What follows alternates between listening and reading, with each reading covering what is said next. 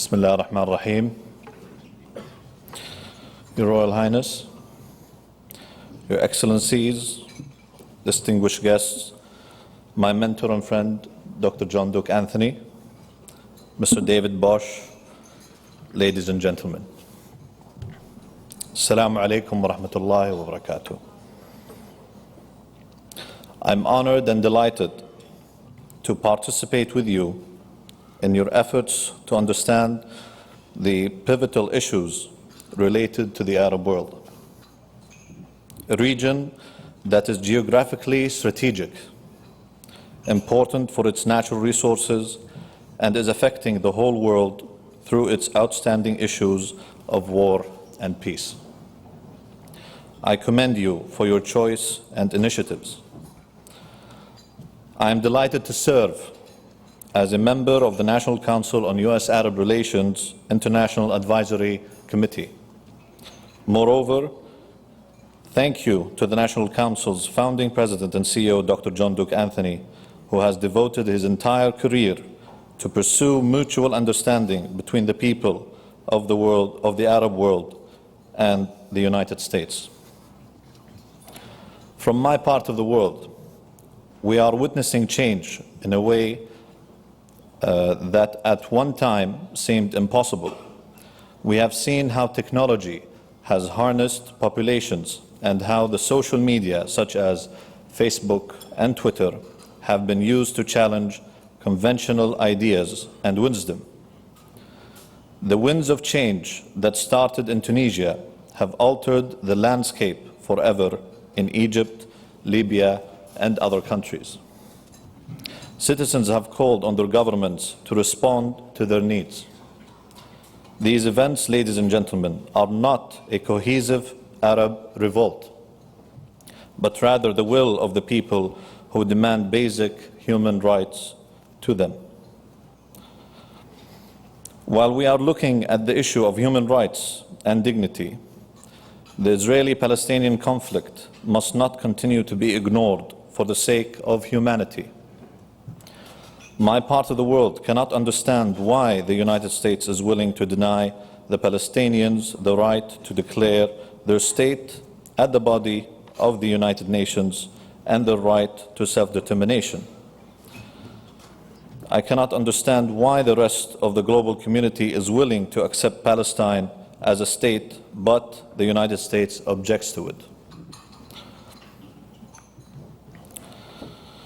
As my friend and scholar, Dr. John Duke Anthony, an American, has stated, this particular challenge is the oldest one that has bedeviled America, maximizing its policy-related goals in the region.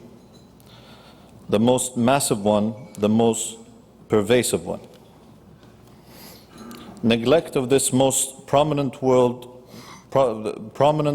concern threatens the very credibility and American interest in the entire region. The custodian of the two holy mosques, King Abdullah bin Abdulaziz, introduced the Arab Peace Initiative at the Arab League Summit in 2002. Its primary goal was to deal with the conflict between Israel and Palestine. The initiative is based on two major principles: land for peace and the sincere belief that a military solution to the Israeli-Palestinian conflict is untenable and will not achieve peace or provide security for either of the parties involved. The plan follows many of the accepted preconditions for peace recognized by the global community, while building a framework upon which both the Israelis and Palestinians can work towards achieving the creation of a Palestinian state while assuring the security Israel seeks. At every point in history of Saudi Arabia, difficult internal and external challenges compelled policymakers and the government to inevitably change for the better.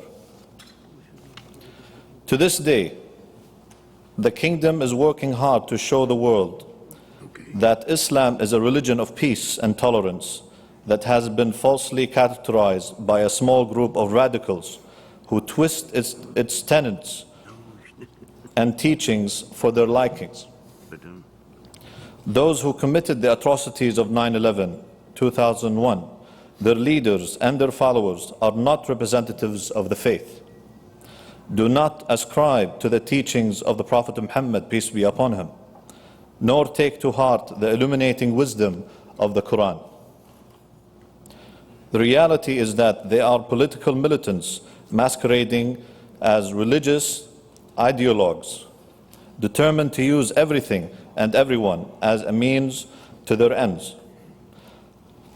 while proselytizing the dishonest and ultimately illegitimate version of a faith never truly followed.